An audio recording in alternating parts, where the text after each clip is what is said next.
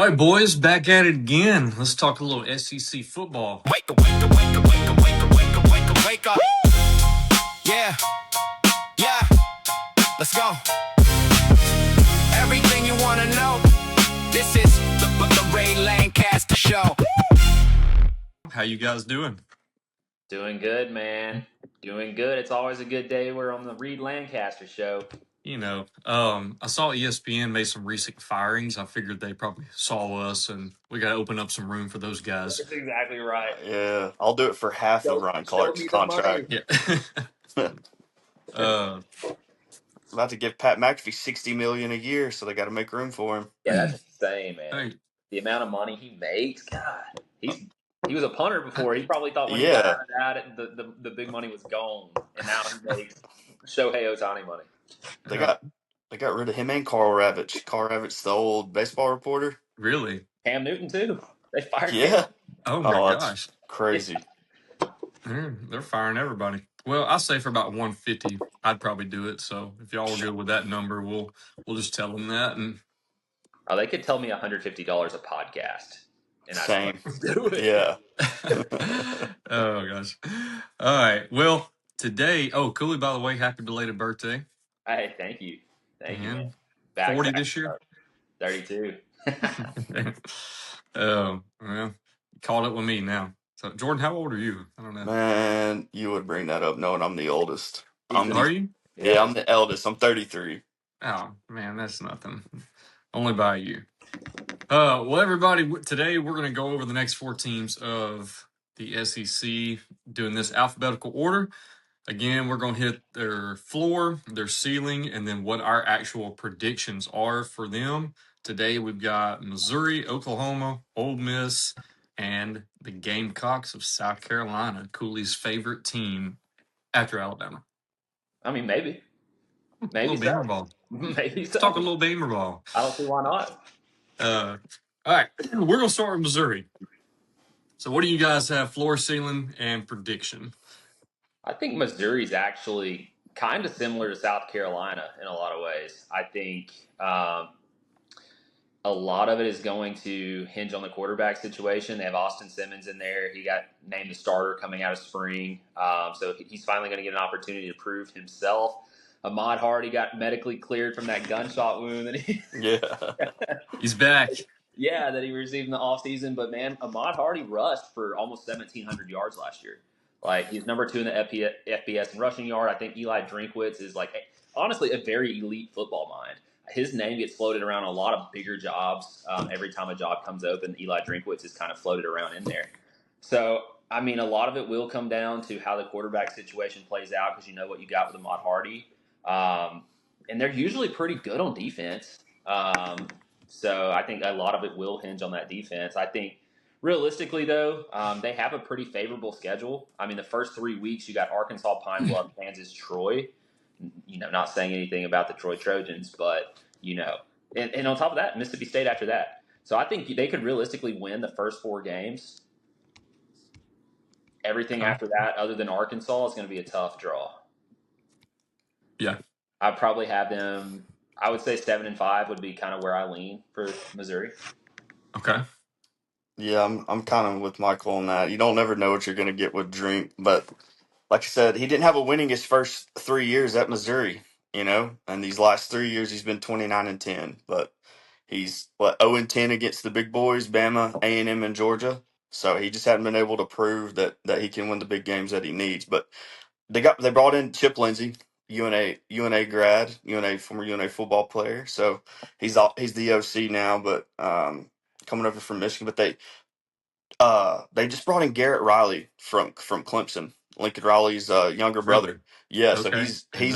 he's the quarterback coach. So I think that he's going to help a lot with Austin Simmons getting right. But just to piggyback off of Ahmad Hardy, 5 to 8 weeks to recovery. You think they'll probably play mini men when he comes back. When he comes back out on the field, they'll be good. Yeah, I just think Austin Simmons. I think with Garrett Riley and Chip Lindsey, their play calling will probably be a lot better. But they brought in Robert Woodyard from Auburn, the linebacker. Yeah, he's gonna be solid. He's a Auburn solid had to player. lose him for sure. Yeah, but I think they have the 12th hardest strength of schedule, but over and under is 6.5 wins. I honestly, I think the best they could be is 7-5. Floor is 5-7. Honestly, I'm going to tell you right now that border war is no joke with Kansas and Lance Leipold. I think they lose that game. I Okay. think Really? they go into Lawrence. It's on a Friday night. You know, it's going to be rocking with their new stadium renovations and stuff. So, they're Early kind of early in the year. You don't know early what in you're the gonna get. year. Yeah. Yeah, Kansas is kind of flying under the radar. They got Dylan Edwards at their running back spot too, so they Yeah, got some Yeah. really good players. But man. yeah, I just their home schedule's brutal though. I mean, they got Texas, Florida, and Texas A&M and Oklahoma. That's a tough stretch, but yeah, I think the best would be 8-5, maybe. 8-5. Yeah, Yeah. Eight. You mean 7-5, going 8-4, and then Yeah, bowl yeah, game yeah, maybe. yeah. Okay. Ball game. Gotcha. Yeah, Man, I'm gonna piggyback off both of y'all. I really dug in for this episode. So they lost Missouri all 11 defensive starters that started at least 7 games last year. oh, that's mm, They huge. lost all 11. And that defense gave up 18.9 points a game. Where I'm hot. So defense, I'm like, I mean, you got to completely rebuild. So who knows what you're going to get with that.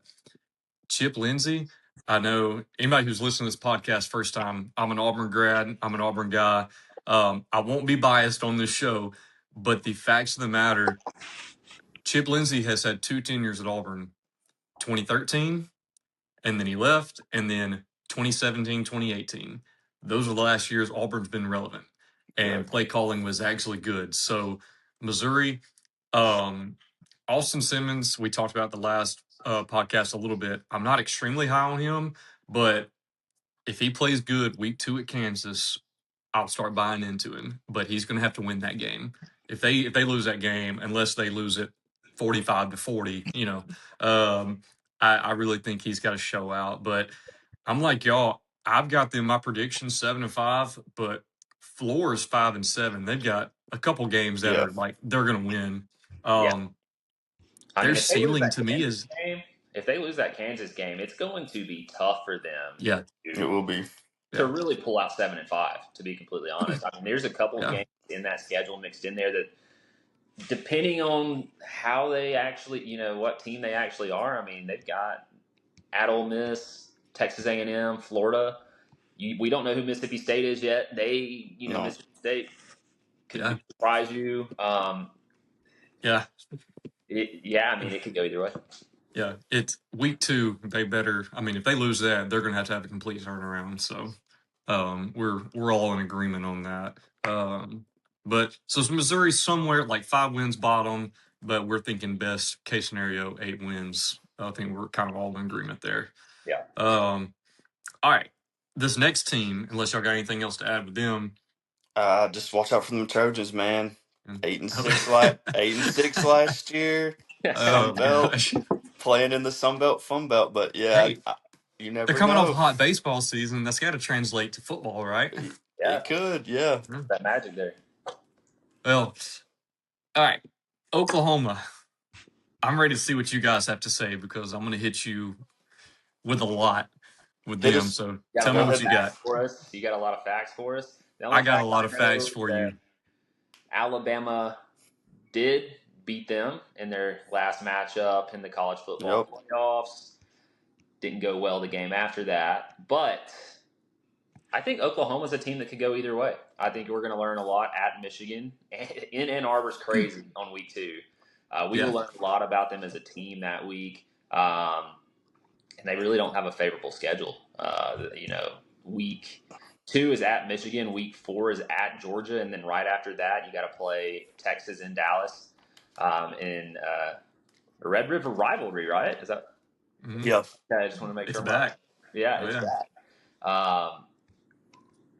I think I got the Sooners at 9-3. A lot's going to be like, how does John Mateer take the next step? I think that's going to be a big key. They're going to have a defense similar to what they had last year. I mean, 9-3 is a realistic number for them. I think they could easily miss the playoff with just how their schedule stacks up. But if they squeak one out with a Texas A&M or a Texas or a Georgia, They could be 10-2 in the playoffs as well. I think 10-2 is probably the ceiling. 8-4 is probably the floor that I have, and I would bet on 9-3. Yeah, coming off that 10-3 year last year in that playoff appearance against Bama, that not one of the worst interceptions you've ever seen last year against Bama when Mateer threw it right to Xavier Brown? We Yeah. ran it back for the pick six. That was one of the worst throws, but I don't know. Venables needs this year, I think. He's got the second hardest schedule right behind Arkansas. So when you look at that, you know what he's going to have to be going up against. They had big problems offensively last year, I feel like, rushing the ball. I think they were, according to ESPN, they were ranked 92 last year in overall offense.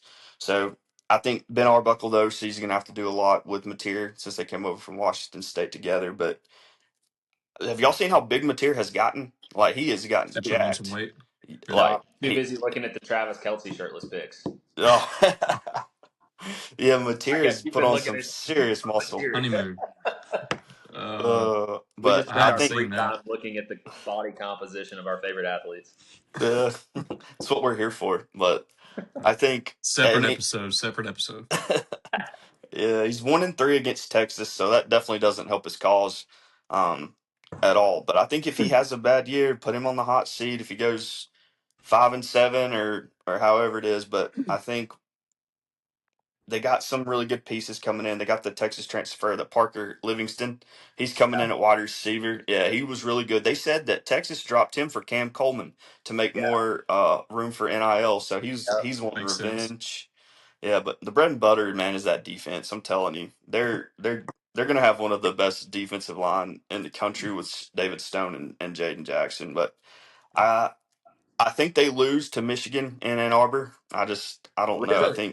I think Bryce Underwood will come in and be a little better. But I don't know. It's just a tough environment. But like I told you guys, I think they do go into Georgia and win against Georgia. I think that's one of the upsets. So you never know. Hey, Hey, and then don't sleep on this New Mexico team either. They And went 9-4 uh, last year, and Michigan beat them by 10. So just be very careful with them because I think they're the favorite to win the Mountain West. But yeah, I love the hot takes. I'm serious. You uh, never know, man. Jason X a good coach, but yeah, I think they lose to Texas, Florida, and at Michigan for sure. But I think, like you said, ceiling's 9-3 or 10-2, and then, but also I could see them going 7-5, and then I think Venables is gone if that's the case. 7-5. Yeah, it would be the floor. Yeah. So that's what I've got them. I've got them 7-5, and I'm saying they're going to lose at Michigan. Anybody on the schedule, if you got Georgia and Texas, I just like strictly going off what's on paper. You don't beat those two teams. That's just my. I know we haven't covered Texas yet. We covered Georgia, where I had them 11-1, just saying if they dropped one, but they're going to be favored in pretty much every game. But if they lose Michigan, Georgia, Texas, and then Ole Miss, Texas A&M, I'm thinking those are the five that are going to get them. I've got them going to 7-5 simply because Jordan, what you said, their offense, 119 yards a game last year. It's That was terrible. 104th nationally. Averaged 3.6 yards a carry, which was 109. And now they did have the best SEC or defense in the SEC. Gave up 272 yards a game, so that's a positive.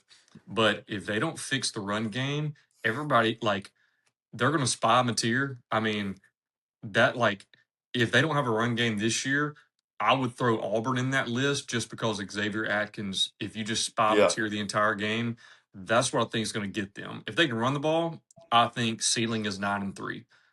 I just don't think you beat Texas, Georgia, and then you're going to lose one more. That's my ceiling for them is 9 wins. So I think they miss the playoffs hmm. barely, but they for sure. I've got 6 wins locked up. I mean, they're not going to go worse than 6-6, but I think 7-5. I just think their schedule's too good. There's better teams than on paper to start the year out anyway. So yeah. If they can, the controversial play last year at Auburn, they could have been eleven yeah, and three last year. But like you said, their running back only had their leading rusher had over 600 yards. Like yeah. Alabama's run game, it was the same way. So You just in couldn't get nothing Auburn, established. in the Auburn game, they had the offensive play, but Auburn also had a pick six in the first quarter that was overturned. They said the guy didn't have, or a fumble recovery. It's one of the two. Maybe it was Yeah. fumble recovery. But because they said he didn't have possession of the ball long enough. But anyway, so they could have very easily lost a couple more games. But all right, so we're kind of all over the place with Oklahoma, so we'll have to see what happens. Ole Miss, what do you guys have to say about them? Tell us about him, Jordan. Ooh, I love Pete Golden. He's one of my favorite coaches in Right college off the football. safety tree. Right off the safety. Yes, I think he's a ball guy. He loves ball. That's all he loves. And I don't know. He took over that difficult situation with Kiffin leaving last year. Um, they were one play away from making the national championship over Miami, but Yeah. uh, I mean, they got to bring in. They brought in a very good offensive coordinator. You guys know I love non power four schools, but they brought in a really good offensive coordinator with John David Baker from East Carolina. He was a top five offense last year at ECU, but I don't think anybody expected Trinidad Chambliss last year to go off the way he did. So and then obviously Tony Kiwan Lacey in there had over 1,500 yards. They're the best backfield in the country, Yeah. honestly. But they brought in a really good wide receiver, Durrell Gill from Syracuse, big 6'3" guy. I think he had close to almost 700 or 800 yards receiving with Syracuse last year. But man, the bread and butter of this team too is uh is their D line. I mean, Jaheim Otis, former Alabama and Colorado. And then Will Eccles, he's going to be a first-round draft pick without a doubt. So their D line, but they have a guy that played at Cal last year who was the ACC Freshman of the Year. His name was Luke Farelli, No, Mm-hmm. and Clemson had a guy. they did, yeah, Literally, he was on campus. yeah, and they were trying to poach him. But Luke Farelli is an absolute freak of an athlete. He's a stud linebacker from Cal who just transferred into to Ole Miss. So their defense I think, is just as good too. But Deuce Knight, we need to talk about Deuce Knight transferring over. So if something He's was not going to play was this year was unless to something happen, crazy happens. yeah, Yeah. Yeah. I think that was a good get out of the portal for a backup. But yeah, I think the ceiling's 10-2 or 9-3, but also the floor is 8-4 in my opinion. I think they lose at Florida, uh, and then lose to LSU, and then at Texas, and then obviously Georgia could get them. So floor 8-4, ceiling 10-2 maybe. So just depends on what you get. Yeah. Yeah. I mean, this is the first season that we're really going to see what a Pete Golding coach team looks like, because he kind of rode that momentum straight into the playoffs. They got hot. This will be the first year he really has that. And I'm just going to be honest, like, when Pete Golding was at Alabama or when he went to Ole Miss as a defensive coordinator, I was like, that guy may just be a coordinator. Like, he doesn't look like a Yeah, head coach. He really doesn't talk like a head coach talks these days. But I like him a lot. I think he walks in that gray area a ton with recruiting. I think, especially talking about Luke Farelli. The dude literally signed with Clemson, was on campus at Clemson, and then like called the head coach from the airplane to Ole was Miss. crazy. Yeah. So which I mean, I guess Saban kind of did too in a different way. But I mean, we'll see. I think 10-2 is a realistic ceiling for Ole Miss. They just have a tough schedule. I mean, they got a lot of games in there. They have that Texas Georgia draw, like a lot of teams have. I mean, that 5 weeks really, and you can even throw Vanderbilt in there, depending on kind of what they look like with Jared Curtis. Have we confirmed Jared Curtis is starting quarterback? Everything I'm seeing says yes, but I don't know. I thought Yeah, I had one locked up. Forgot I, who it was. I think Clark Lee said today there's still competition, but he was leaning Jared Curtis. I gotcha. Wow. There, Um, there was a team. I had to find out who it was. That they had their quarterback, and then like last week, it was like, no, this other guy's taking over. I'll find out who that was, but it yeah. surprised me because I think I actually covered who it was in a earlier podcast. But Mm, um, I'm like y'all. I've got Ole Miss. My prediction 9-3 again, just because you got Texas and Georgia on the yeah. schedule, and then I mean, LSU, Auburn, Oklahoma, and they have a I'm gonna brutal throw schedule, kind of. Like they do I'm not throwing have any. Missouri in on that. Yeah, that's what I'm saying. Yeah, yeah. It's gonna be hard, but one of the things like Jordan, you talked about receiver transfer they got. Chambliss threw for 3,000 like 900 yards, I think 3,900, Yeah. but they lost 3,000 receiving yards to the NFL draft. So if they don't replace their receivers, then Keewan Lacey is going to be good. It's just I can see where Ole Miss takes a step back on offense just because they were so good last year. Yeah. Like it's going to be hard to replicate those numbers. Like they're definitely going to be good, but the defense was okay. They just gave up 21 points a game. That's 37th nationally. So um, I don't know. They're my prediction 9-3, but you know my floor for them would be 6 wins, and that's only if they lose. If they lose the first game against Louisville, I think they got a chance to only win 5 more, Yeah. just to see how That's, they start that's out realistic. with. Yeah. But Je- Jeff Brom's always a tough draw, especially first game of the year in Nashville. So yeah, Yeah, you know and, it's going and to don't be sleep, don't rocking. sleep on those Wofford Terriers either. Ain't all right, Never, Jordan? never sleep on those Wofford Terriers, baby. You never know. uh, Or what those about the Egg Charlotte. Bowl? How are we feeling about the Egg Bowl at the end of the year? You never know in the Egg Bowl, man. I mean, there's a lot up in the air. Mississippi State could be way better than what I think they probably are going to be because I think there's some upside there. Ole Miss also could be way worse than I expect them to be. I think I, realistically, like I could have I'm Ole with Miss you. winning 10 wins easy. Yeah, But I think Ole Miss could also, like you said, win six. So yeah, who They knows, brought man? in. They they it's brought in. tough. Michael, do you remember Jonte Cook from Texas? Yup. He's a wide receiver. He just transferred back to Ole Miss, so he's coming with the real Gill from Syracuse. So I think Yeah. the wide receivers will be a lot better. But they brought in Horatio Fields too from Auburn. Yeah, so I think their depth will be there at wide receiver. Yeah. Uh, but there is no reason that Quan Lacey or Chambliss shouldn't be Heisman. At the ceremony at least Oh yeah. with as electric as they are. Yeah. If they win 9 games, then Chambliss is for sure going to be at least in New York.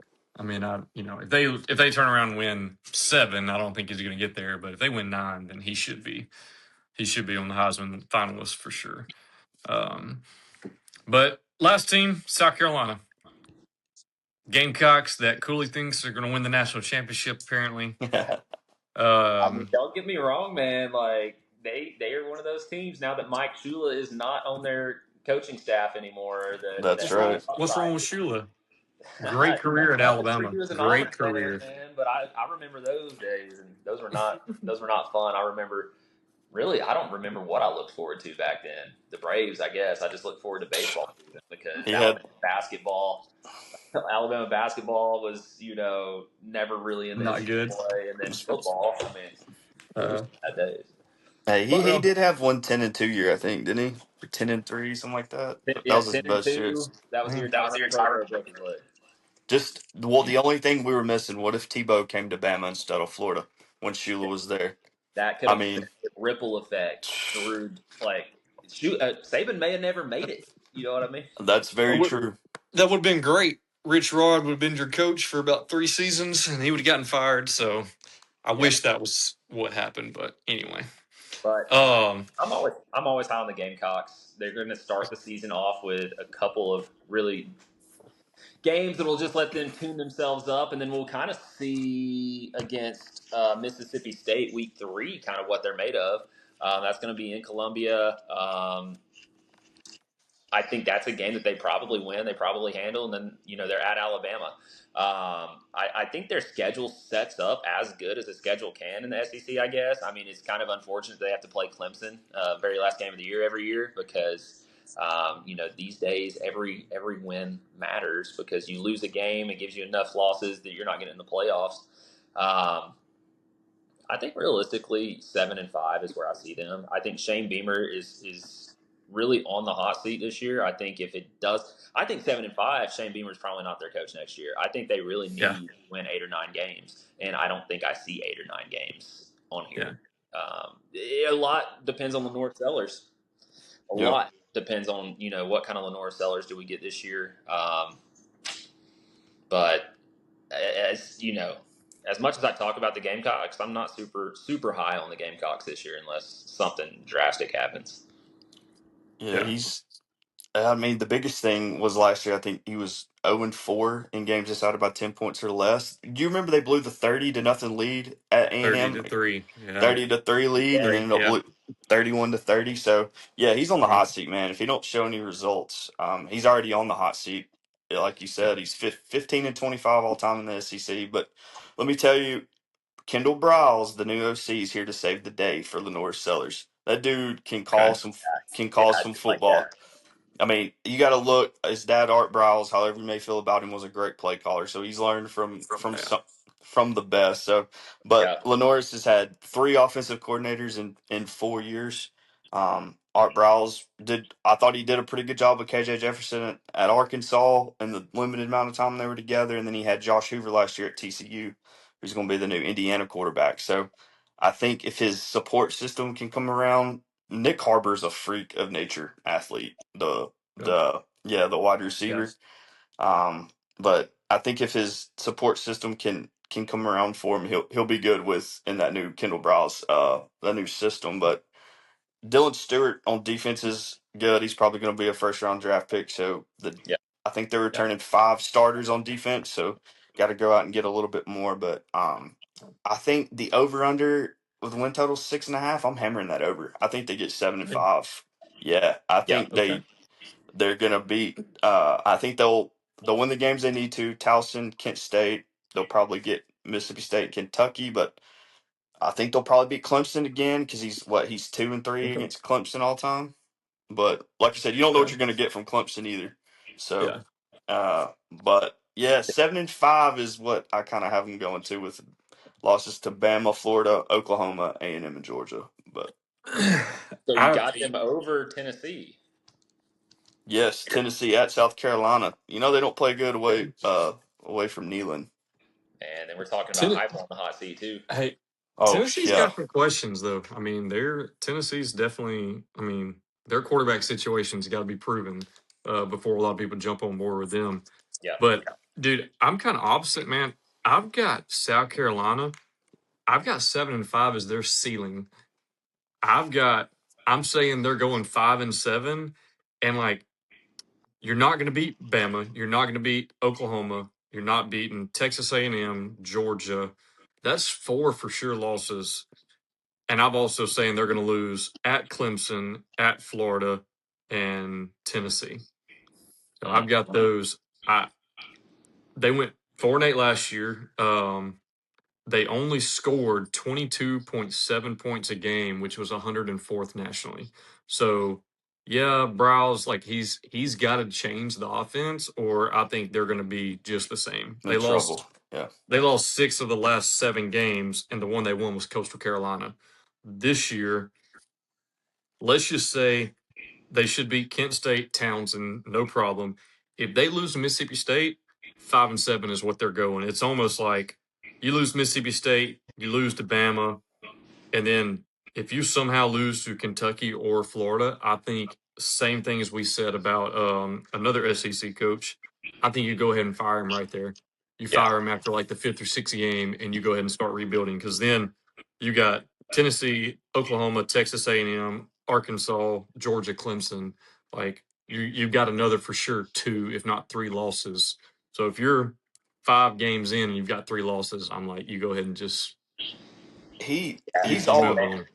that that that South Bam. Carolina coaching job is such a brutal job, though, man. It I mean, is. Yeah. like where they're located, they're recruiting against Clemson, Georgia, Tennessee. Um, I, I mean, I don't know who they would get better. That's what I'm like. Shane Yeah. Beamer is a solid coach, but what's the ceiling at South Carolina realistically if you're a Carolina fan? I mean, Dude, you should Spur. not expect, You you know, 8-4 or over seasons regularly in today's th- college football. Yeah, this is Steve Spurrier spoiled them. Even Lou yeah. Holtz, like even when they were Yep. there, they spoiled them. If I did see some highlights from SEC Media Day, and I mentioned the last podcast, but y'all, I really think we're like 4 to 5 years away from SEC Big Ten Yep. completely Yep. doing Splitting their own off. thing. Man, Like there's a that. lot of buzz That's a around that. There's bold. a lot of uh, smoke around that these days. That's And because what's happening is like now you go a 9-game SEC schedule, somebody's going to lose 3 games, but you're telling me that they're still not playoff worthy over Boise State, who's 11-1.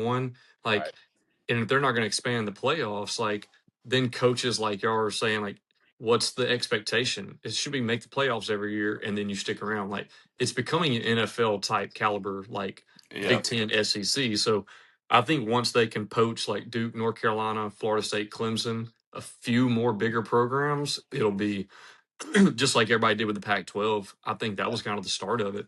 Once Oregon decided to leave, I'm like everybody else followed suit. So, they um, they flat out asked Greg Sankey though yesterday in the opening of SEC media days. They say, mm, "What is the speculation about splitting off?" And he wouldn't answer the question.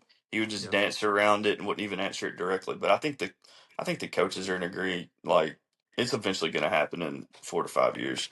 yeah, Yeah. yeah. I think the Big Ten would be on board with it too because I don't know what the money looks like for all the conferences, but like I mean, outside of your very few Big 12, I mean, Texas Tech has a big fan base now, but I just assume you probably do like a North and a South, just draw a line and then just Yeah, man. But let those be the two I hate to conferences. kind of see what Jordan. I know you are. I am huge fan of like Mountain West football. You Love know, it.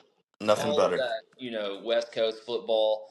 This is, I mean, the way it's moving. This is going to affect those kind of schools the most. I think those are the schools that are going to have a hard time keeping the lights on, just Yeah, Hmm. because it'll basically be like a major league, minor league scenario almost when you have the SEC and the Big Ten eat up all those teams eventually from the ACC and the Big 12, and then the rest are kind of just left out there. So, it's Yeah. man, you've already got North Dakota State and Northern Illinois and UTEP joining the Mountain West. That is such a Hmm. broad range, and then you got Sacramento State who just joined the MAC. So if you think about it, and the Gonzaga just joined what the Pac-12 in basketball. So yep. if you think about everything else, the landscape, man, is crazy of where all these new teams are coming from. I love it though. I love the competition like that. I think it's great, more games to watch. But at the same time, it's like you kind of got to have some consistency Yeah. in what. We'll go live at midnight to watch a Pac-12 after dark. Oh, I love that. I love Oh, that. Hey, guys, picture this. It's 55 degrees outside. Nice fire in Pac-12 after darks on the TV. I mean, oh yeah. just wait. Nevada at Hawaii, 11 o'clock kick. And Dun. we will be rocking. Oh Can I yeah. bring Jack over? Oh, and the friend. Yep. uh, that'd be good. But yeah. All right. So these teams are interesting to talk about. I mean, they're just like I don't have any of these teams go into the playoff. I mean, South Carolina 5-7, Ole Miss 9-3, barely missing, Oklahoma 9-3, barely missing, and Missouri 7-5. So Yeah. the next batch of teams is I think you got the winner in Texas. Oh, We'll talk if about on paper, man. Like yeah, I don't know. I think they need to be clear favorite for everybody, but They we'll better get be, into that. man. The amount of money on Yeah, that roster, if they can't yeah, win something, those I would want my money back if I was one of those boosters, man. It's insane.